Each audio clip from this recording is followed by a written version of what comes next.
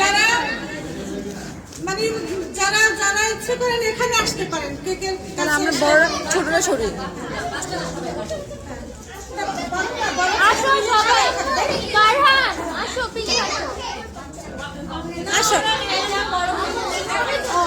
I ভাইয়া ভাইয়া সব বাচ্চাদের দাঁড় করিয়ে দেয় গ্রুপ ছবি কিছু কিছু নিয়ে, তারপরে আমাদের অনুষ্ঠানে হলে পিছনে এসো, পিছনে কোথায়?